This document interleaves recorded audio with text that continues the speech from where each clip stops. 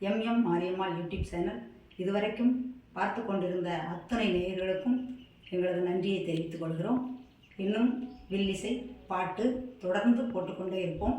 அனைவரும் பார்த்து மகிழுங்கள். சப்ஸ்கிரைப் பண்ணுங்கள், ஷேர் பண்ணுங்கள், கமெண்ட் பண்ணுங்கள், லைக் பண்ணுங்கள். நன்றி.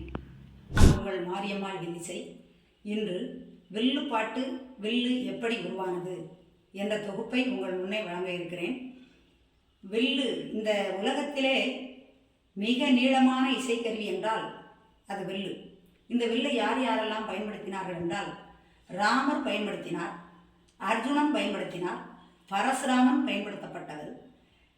வலது பக்கம் 12 அடி, இடது பக்கம் 12 அடி, ஆக மொத்தம் 24 அடி கொண்டது இந்த வில்லு. முன்காலத்திலே மன்னர்கள் போருக்கு பயன்படுத்தப்பட்ட வில்லு. மன்னர் அடுத்த நாட்டு அரசரோடு போர் புரிந்து படைபலத்தோடும் மந்திரியோடும் வந்து கொண்டிருந்தவர் ஒரு மரத்து நிழலிலே சற்று களைப்பு நீங்கி செல்ல வேண்டும் என்பதற்காக அமர்ந்திருந்தனர். மந்திரியும் படை வீரர்களும் அந்த வில்லை முன்பாக வைத்து பாட்டு பாடுவது, வசனம் பேசுவது, கதை சொல்வது என்று மன்னரை பற்றி அங்கு நடந்த விஷயங்களை மனதில் கொண்டு அதை பாட்டாகவும் வசனமாகவும் கைதட்டி உற்சாகமாக ஆரவாரமாக பாடினார்கள். அது இப்பொழுது வில்லுப்பாட்டாக உருவானது. அது மட்டுமல்லாது இந்த வில்லுப்பாட்டு 7 வகையாக பிரிக்கப்பட்டிருக்கிறது.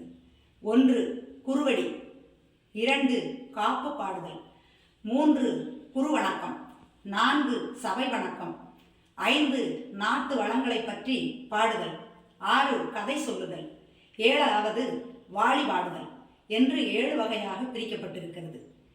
இந்த வில்லுப்பாட்டு கலைமகள், அலைமகள், மலைமகள். சிவபெருமான் உடுக்கு அவருக்கு உகந்தது.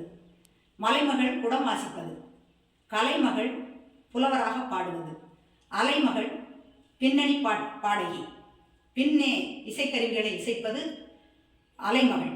ஆக மொத்தம் இந்த வில்லுப்பாட்டு.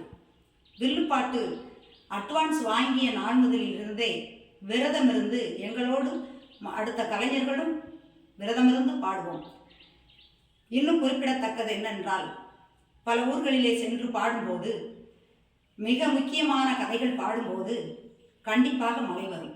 மகாபாரதத்திலே விராட பர்வதம் பாடினால் மழை வரும். ராமாயணத்திலே சீதா கல்யாணம் பாடும்போது அவசியம் மழை வரும். அது மட்டுமல்லாது 6 பேர்களும் சேர்ந்து பாடுவது இந்த வில்லுப்பாட்டு புனிதமான கலை.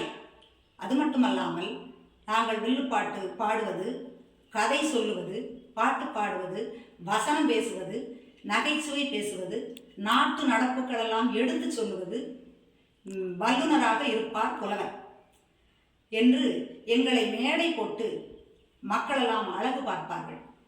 அது மட்டுமல்லாது பல ஊர்களிலே சென்று பாடி வரும் பொழுது புது ஆலயம் எழுப்பி புது சிலை வைத்து அதற்கு பிரதிஷ்டை செய்யும் போது வில்லுப்பாட்டு முதலில் வைத்து பின்பு மற்ற நிகழ்வுகளை நடத்துவார்கள். வில்லுப்பாட்டு தொடக்கத்தில் வைத்து நிறைவு செய்யும் போது வாழி பாடுவதும் வில்லிசை கலைஞர்கள் தான் என்று சொல்லி, அது மட்டுமல்லாது வில்லுப்பாட்டு பாடுபவர்களை கலைக்கோட்டு மகாமுனி என்று கூட சொல்வார்கள்.